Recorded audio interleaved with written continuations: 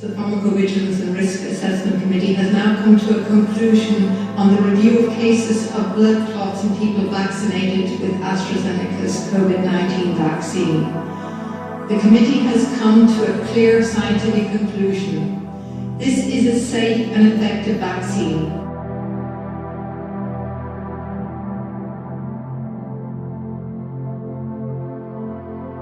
So the key message from our finding is that we found that recipients of the Pfizer vaccine, those who've had 2 doses, have about 5 to 6-fold lower amounts of neutralizing antibodies. Now these are the sort of gold standard private security antibodies of your immune system.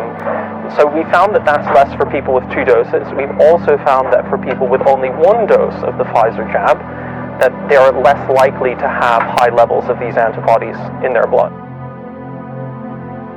There's a new published study out in Lancet, the journal Lancet Infectious Disease, about the 4th dose and what happens to our antibody levels. It is not a surprise that they've released new data confirming that after the 4th dose of Pfizer or Moderna, that antibody levels rise significantly. They surge. Here are the caveats. If you already have high antibody levels and you get another booster, that your immune system can start to say, well, what am I needed for, and can kind of start to shut down.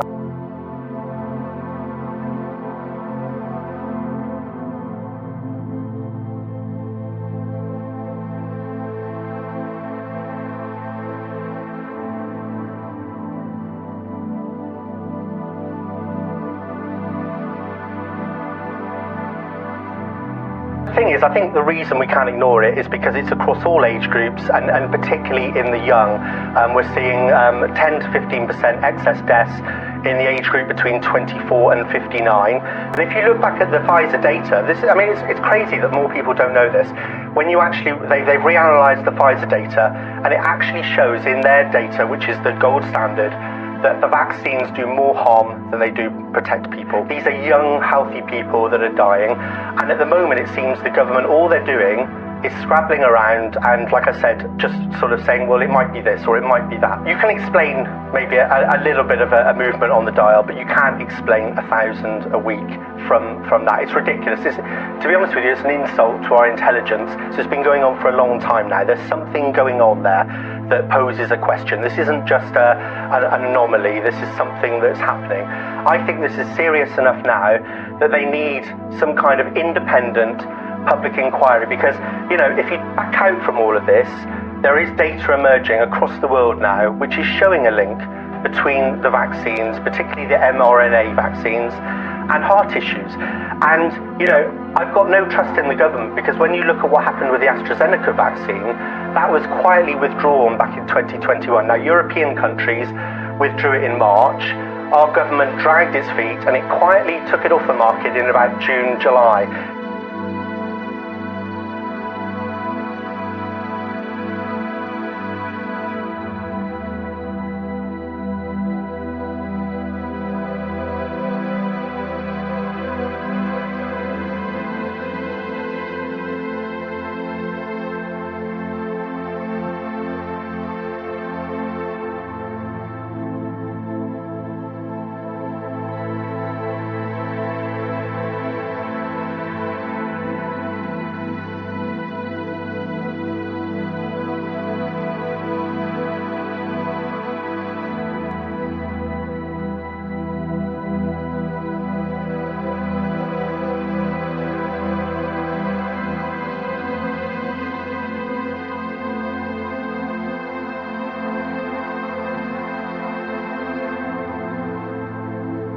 There is now bulletproof evidence that the injected spikes are causing inflammation and damage to the walls of the smallest vessels in the body. And when this happens in the brain and the heart, you get irreversible defects.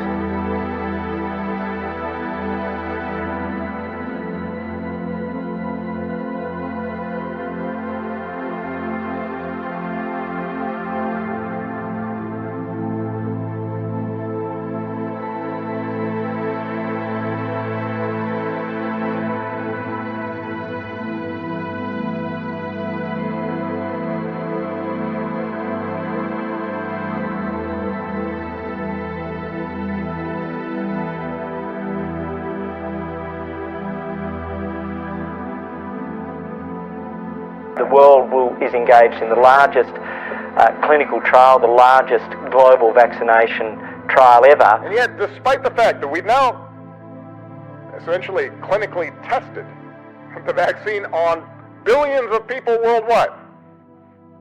But yeah, when they took her down to ICU, they asked her if there was anything in the room she wanted to take down with her. And she decided she wanted to take a pot of orange jelly. That was what she wanted. So she got wheeled down to ICU, clutching her pot of orange jelly. Wouldn't let it go. When she got down to ICU, they told her she couldn't eat because she was nil by mouth. So we put the pot of jelly up on the shelf. And before they induced her coma, we was talking, and she said how she wanted her pot of jelly when she woke up. So I promised I'd keep it for her.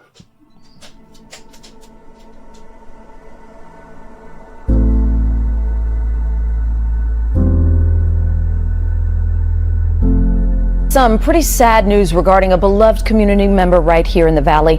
WAFF 48 Sports Director Carl Prather joining us now in studio. And Carl, this relates to the Buckhorn community actually celebrating the life of Terrence Robinson. Hey, good afternoon, Margo. Good afternoon, North Alabama and the Tennessee Valley. Terrence was affectionately known as T-Rob by his high school football and basketball teammates at Buckhorn High School. Over the weekend, Terrence Robinson unexpectedly died in his sleep over the weekend. Terrence was a member of the Bucks high school football team and a key member of the Buckhorn boys state basketball team that brought home a state championship in 2023. There he is at number 00 there. That was the first state basketball title for the Bucks since the 1990s. Earlier this afternoon, we had the opportunity to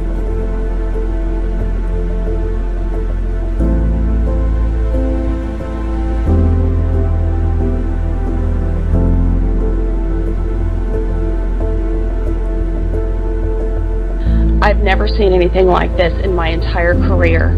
We have got to pull these shots and restrict them from our children. We cannot inject these into babies and children. They can cause cancer. Insertional mutagenesis anyway causes cancer.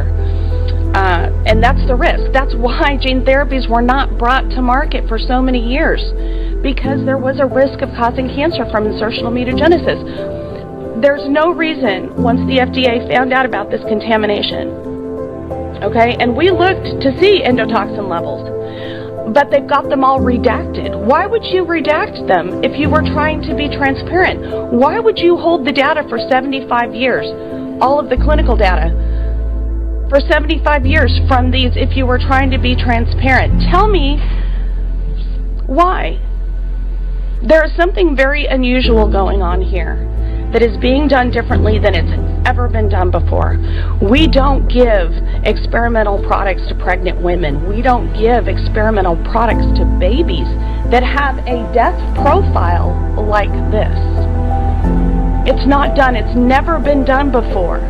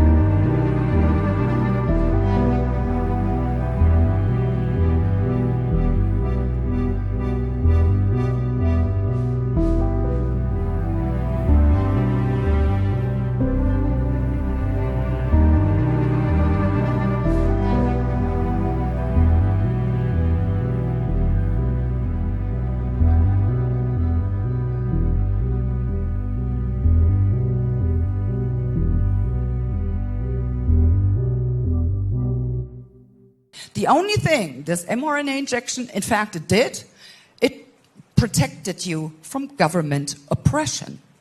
That's the only thing this mRNA injection worked out, but, I mean, not for very long, because they're going to get everyone. And when you take a look at where we are as a society, we have now the last 3 years particularly raised children that were born in that time. They grew up with a mindset that every other person is a potential threat. That's what we're looking at. I mean, I've seen accident victims that were in need of CPR, and they were just left to die there because the people were afraid to catch COVID if they administered CPR. Is that the society we want to live in? I don't. And yeah, it was about saving lives, wasn't it? I mean, all it was about saving lives. Likely to be one of the students over there in the student section, obviously, and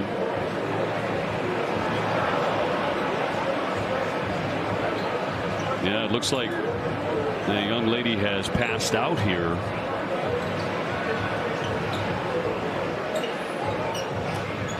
And they are taking her away.